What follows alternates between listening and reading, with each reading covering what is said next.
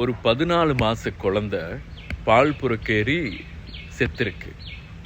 இது எங்கன்னு சொன்னால் நம்ம ஹெட்டனில் செனன் தோட்டத்தில் இந்த சம்பவம் நடந்திருக்கு. நேற்று அந்த குழந்தை பால் புறக்கேறி ஹாஸ்பிட்டலுக்கு கொண்டு போய், அதுவும் தோட்ட ஹாஸ்பிட்டலுக்கு கொண்டு போயிருக்காங்க. கொண்டு போயிட்டு அங்கே டாக்டர்ஸ்மார்கள் இல்லை, அதனால் வேறு ஒரு ஹாஸ்பிட்டலுக்கு கொண்டு போங்கன்னு சொல்லும்போது அங்கேருந்து கொண்டு போகிறதுக்கு வாகனம் இல்லை. ஒரு வீல் ஒன்றோ அப்படி இல்லைன்னா ஒரு மோட்டரோ இல்லைன்னா ஒரு ஆம்புலன்ஸோ உரிய முறையில் இல்லாதனால அந்த அங்கேருந்து வேற ஒரு வைத்தியசாலையை கொண்டு போக முடியாத காரணமாக அங்கேயே மூச்சு திணறி அந்த பொண்ணு செத்துருக்கு. அந்த பொண்ணை பையனான்னு சொல்லி தெரியல, அந்த சின்ன குழந்தை செத்துருக்கு. இது அந்த தோட்ட நிர்வாகத்து மேலே நம்ம தப்பு சொல்கிறதா இல்லைன்னா அவங்க பெற்றவங்களை நம்ம தப்பு சொல்கிறதான்னு சொல்லி சத்தியமாக தெரியல. பாருங்கள், ஒரு சின்ன குழந்தைக்கு அவ்வளோ ஒரு இந்த மாதிரி சுச்சுவேஷனில் ஒரு வாகனம் கூடவா இல்லை, பக்கத்தில் இருந்த யாராவது ஒருத்தர் சரி உதவி பண்ணியிருக்கலாமே.